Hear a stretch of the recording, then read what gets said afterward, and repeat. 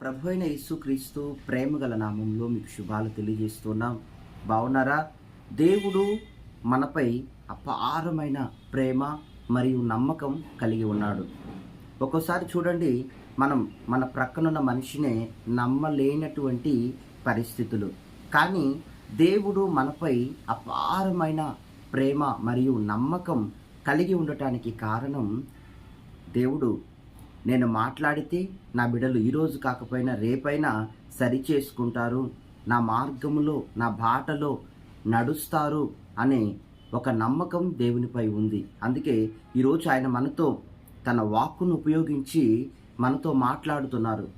ఆయన మాట్లాడేటప్పుడు మనలో సవరించబడని, ఇది వరకు ఎన్నడూ సవరించబడని పరిస్థితులు ఏవైనా ఉంటే దేవుని వాక్యపు వెలుగులో సరిచేసుకున్నప్పుడు దేవునికి మనం విలువనిచ్చిన వారం అవుతాం, ఆయన వాక్కును గౌరవించిన వారము అవుతాము. ఎందుకంటే చూడండి, తన వాక్కును ఉపయోగించి నీ కొరకు నా కొరకు ఆయన ప్రతి ఉదయం మాట్లాడుతున్నారు. ఎందుకంటే తన చిత్తమును మనపై, తనకున్న ఆలోచనను, చిత్తాన్ని దేవుడు తెలియజేస్తూ ఉన్నాడు.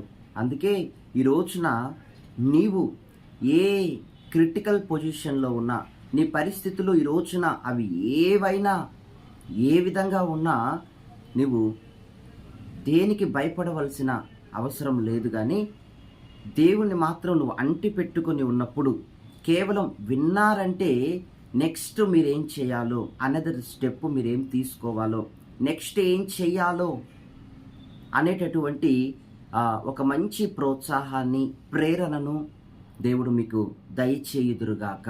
ఆమేన్. దేవుడు మాట్లాడుతూ ఉండగానే ఆ వచనాన్ని మీరు గమనించినప్పుడు, ప్రభు మీ యొక్క ఇప్పటి వరకు మూయబడి ఉన్నాయి కదా, ప్రతి డోర్ని, ప్రతి ద్వారాన్ని దేవుడు తెరవబోతూ ఉన్నాడు మీ కొరకు. అది మీతో చెప్పబోతున్నాడు. ఆ కార్యాన్ని గూర్చి సరైన ఇన్ఫర్మేషన్ ఆయన మీకు ఇప్పుడు ఇవ్వబోతున్నాడు. ద్వారాన్ని తెరవబోతున్నాడు. ఆ మార్గాన్ని మీకు చూపించబోతున్నారు. గట్టిగా ఆమేన్, ఆమేన్. దేవుడు మన పట్ల ఈరోజు చాలా బలమైన కార్యములు చేయటానికి పూనుకోబోతున్నారు. ఆమేన్. అందుకొరకు ఈరోజు దేవుడు మనతో ఏ మాటను మాట్లాడుతున్నారంటే, 104వ కీర్తన 34వ వచనములో, ఆయనను గూర్చిన నా ధ్యానము ఆయనకు ఇంపుగా ఉండునుగాక, నేను యెహోవా యందు సంతోషించెదను. ఆమేన్. దేవుని సన్నిధిలో కుటుంబాలతో మనం ఆనందించటం, అది దేవునికి చాలా ఇష్టమైన కార్యం. అయితే చూడండి, ఇక్కడ ఆయనను గూర్చినటువంటి ధ్యానం, దేవుని గూర్చినటువంటి ధ్యానం అట మనలో ఇంపుగా ఉండాలట. ప్రార్థనలు కానీ, మనం చేసే ఆరాధన కానీ, ప్రేయర్ కానీ, వ్యక్తిగత ప్రార్థనలు కానీ, మోకాళ్ళ ప్రార్థన కానీ, మన పెదవుల నుండి, హృదయం నుండి వచ్చే ప్రార్థన కానీ ఇంపుగా ఉండాలట, శ్రేష్టముగా ఉండాలట. అప్పుడు దేవుడు తన కార్యములను మన పట్ల జరిగిస్తూ మనలను ఆనందింపచేస్తారు. హల్లెలూయా. ఎందుకంటే ఇక్కడ చూడండి, మనలో దేవునికి సంబంధించిన ధ్యానం ఎలా ఉందో ఈరోజు మనం పరీక్షించుకోవాలి.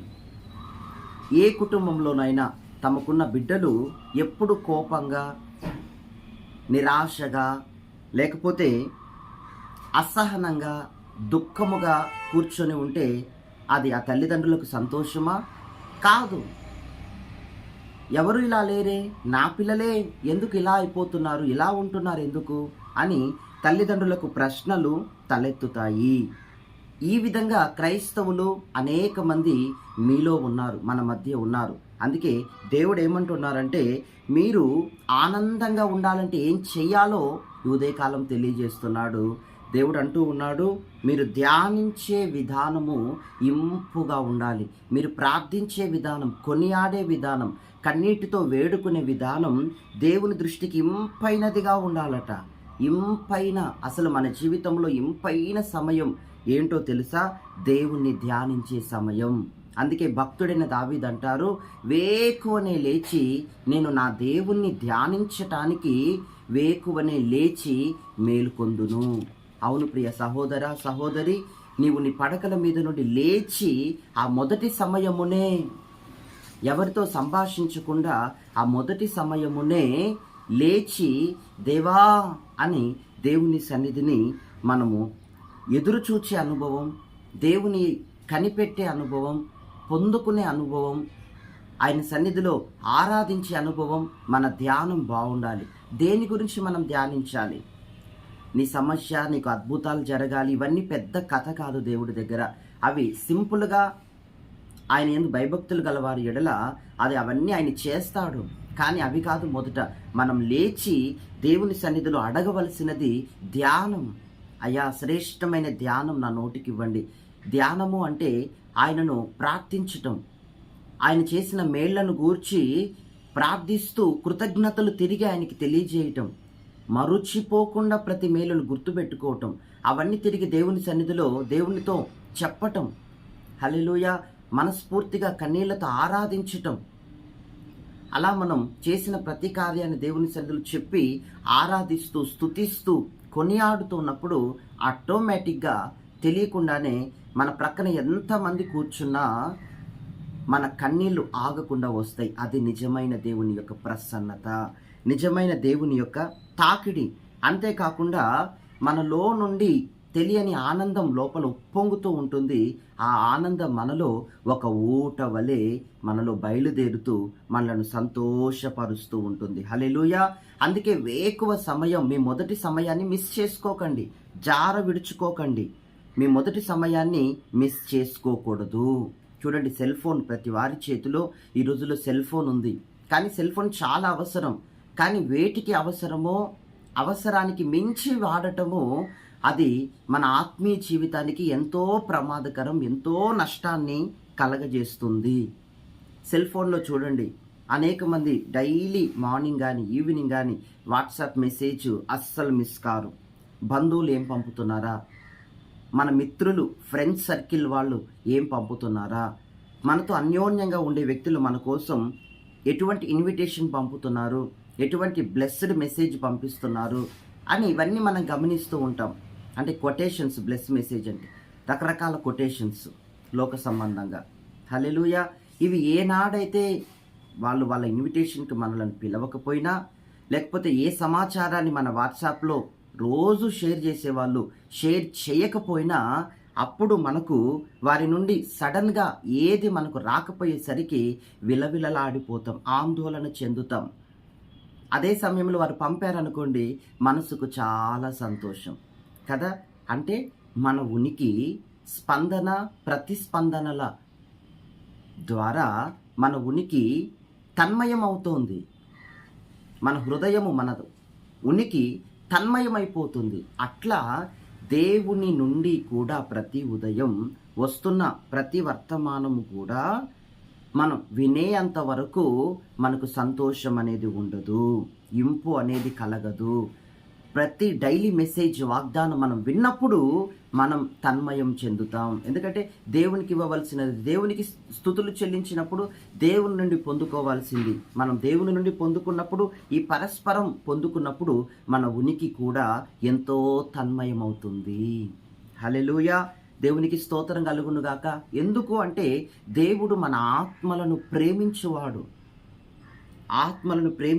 ఆత్మకు ప్రేమికుడు యేసు. ఎందుకంటే లవర్ ఆఫ్ అవర్ సోల్ అని కూడా ఆయనకు ఒక పేరుంది, లవర్ ఆఫ్ అవర్ సోల్. ఆయన మనకు ఆత్మల ప్రేమికుడుగా ఉన్నాడు. అప్పుడు మనకు ఇంపు కలుగుతుంది. వింటే ప్రతి ఉదయం ఆయన నుండి వచ్చే సమాచారం వింటే ఇంపు కలుగుతుంది. వినకపోతే ఆ రోజంతా కూడా ఆ సంతోషాన్ని కోల్పోతాం. వింటే పట్టజాలనంత ఆనందము, అనేకులకు పంచగలిగినంత ఆనందము దేవుడు మనలో కలగజేస్తున్నారు. చాలామంది మీలో ప్రార్థనను అపార్థం చేసుకుంటున్నారు. అందుకే కష్టంగా ఉంది, చెయ్యలేము, ఇక ప్రార్థన అంటే బోర్ అనిపిస్తుంది. అసలు కారణం ఏంటంటే ప్రార్థన అంటే మీకు సరిగ్గా దాని విలువ తెలియదు ఒకటైతే, రెండవదిగా సరిగ్గా మీరు అర్థం చేసుకోవటానికి ప్రయత్నించట్లేదు. ఎందుకంటే ప్రార్థన చాలా స్వీట్గా ఉండే ఒక ఇంపైన అనుభవం. ఆయన స్వీట్ జీసస్, తీయనైన వాడు. ఆయన ప్రసన్నత ప్రార్థించే వారిలో చాలా తీయనైన ప్రసన్నత కలుగుతూ ఉంటుంది, చాలా స్వీట్గా ఉంటుంది ఆయన ప్రసన్నత. ఎందుకంటే మనము దేవుణ్ణి ఎంతగానో ఆయన శక్తిని ధ్యానించాలి, ఆయన మేళ్లను తలుచుకోవాలి. ఆయన చేసిన, ఆయన తప్పించిన, ఆయన రోగము నుండి మనల్ని స్వస్థపరిచిన ఆ విధానాలను మనం మరిచిపోకూడదు. ప్రతి ఉదయం మనం వాటిని ధ్యానించే వారిగా, సిలువలో ఆయన మన కొరకు పొందిన గాయాలు, వ్రేలాడిన అనుభవం, రక్తసిక్తమైంది, ఆయన వీపు దున్నబడింది, ఆయన తల మీద ముండ్ల కిరీటం పెట్టబడింది, శత్రువులు ఆయన పండ్లు కొరికారు, రకరకాలుగా ఆయనను అపహసించారు. దాన్ని మనం తలంచినప్పుడు తెలియకుండానే మనం కన్నీరు విడుస్తాం. అటువంటి నిజమైన ప్రసన్నతతో మనం ప్రతి ఉదయం కమ్ముకోబడాలి. అప్పుడు దేవుని ఆనందం తనివి తీరా మన హృదయాల్లో నివాసము చేస్తుంది. హల్లెలూయా. కొందరు కాఫీకి అలవాటు పడ్డారు. కొందరు ఉదయం లేవగానే, మన పెద్దలు చూడండి, న్యూస్ పేపర్ చదవకపోతే వారి ప్రాణం అల్లల్లాడిపోతుంది, విలువిల్లాడిపోతారు కదా. అవన్నీ మంచిదే, కానీ అవి సెకండరీ. కానీ ఫస్ట్ మన ప్రయారిటీ, మన ప్రాధాన్యత, మన మొదటి పని వేకువని లేచి దేవునికి మనలను మనం కనపరుచుకోవటం, ధ్యానించటం, ఇంపుగా ధ్యానించటం. చాలా శ్రేష్టంగా మనం శ్రేష్టమైన అంశాలతో దేవుణ్ణి కలుసుకోవటం, శ్రేష్టమైన విషయాలే దేవుని సన్నిధిలో పాదాల చెంత ఉంచటం. ఇలా మనం చేసినప్పుడు సమయాన్ని మనం విడుచుకోక వేకువని లేచి మనం ఇలా చేసినప్పుడు తప్పకుండా దేవుడిచ్చే అనేకమైన ఆనందమైన కార్యాలను పొందుకుంటాం, అనేకులకు ఇవ్వగలుగుతాం. ఇదే ఒక బ్లెస్సెడ్ లైఫ్. మహాపరిశుద్ధుడా, జీవాధిపతి మీ నామానికి స్తోత్రం. ఎందరూ లేఖనాన్ని విశ్వసిస్తున్నారో అట్టి వారందరి జీవితాల్లో కన్నీరు తుడిచివేయండి, అంగలార్పు వేదన కొట్టివేయండి, సకల విధములకు సమస్య నుండి, ఒత్తిడి నుండి విడిపించండి, శోధకుని దూరపరచండి. యేసు నామములో గద్దిస్తున్నాం, తొలగిపోవునుగాక. మీ సన్నిధి ప్రసన్నత నిజమైనదిగా వారికి కనపరచండి నాయన.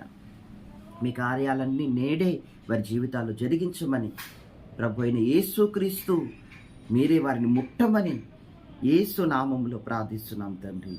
ఆమేన్. God bless you. దేవుడి రీతిగా మిమ్మల్ని ఈరోజు ఆశీర్వదించునుగాక. ఆమేన్.